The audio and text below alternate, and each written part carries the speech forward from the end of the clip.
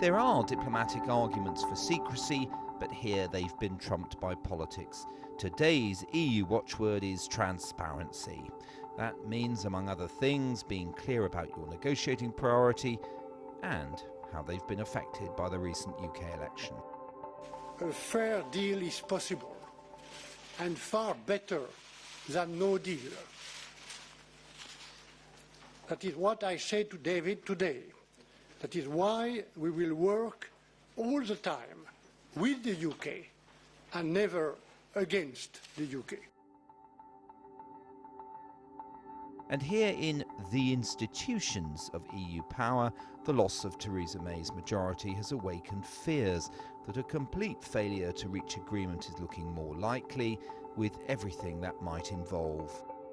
Sophie in Veld is a senior Brexit negotiator for the European Parliament.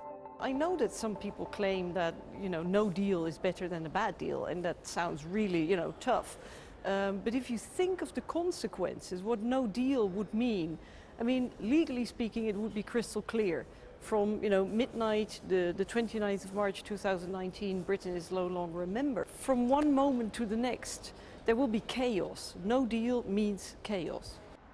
Brussels is notoriously leaky, and that's another reason to emphasise transparency, with the European Parliament as well as 27 governments being updated regularly.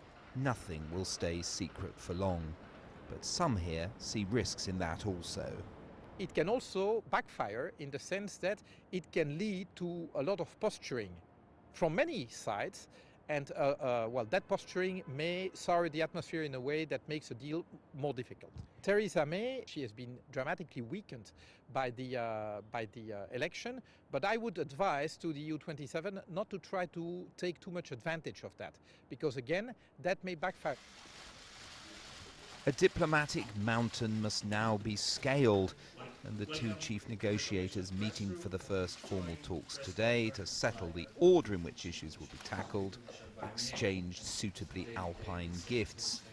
Today it's clear the sequencing is very much the way the EU wanted it, which inevitably brought questions for David Davis. It's not when it starts, it's how it finishes that matter. The UK has been crystal clear about our approach to the negotiations. The withdrawal process cannot be concluded without the future relationship also being taken into account. Nothing is agreed until everything is agreed. The negotiators shared a convivial lunch and their personal rapport seems real enough. But British diplomats must fear that today just marks the beginning of their minister being judged by a press and parliament, keen to find in each course of negotiations the bitter taste of a promise broken or a commitment rashly made. Both chief negotiators emphasise their commitment today to maximum transparency. The difference, you might argue, is that Michel Barnier actually means it.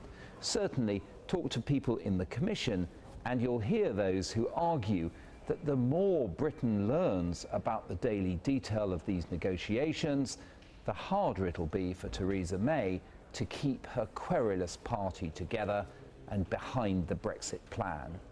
Does transparency make it harder for a British government to manage the message on Brexit? That's one way of looking at it. I think this is not about, again, the UK and the EU are not adversaries. Okay, we're not negotiating against each other. There has to be a win-win outcome. So there cannot be different messages. And I do think that transparency is going to help create the trust that we need, both in the UK and in the other EU countries, for people to support the process. For months, EU leaders have been asking London to say what it wants from Brexit, and that's now well underway. But many here now wonder whether the UK government can stick to its platform.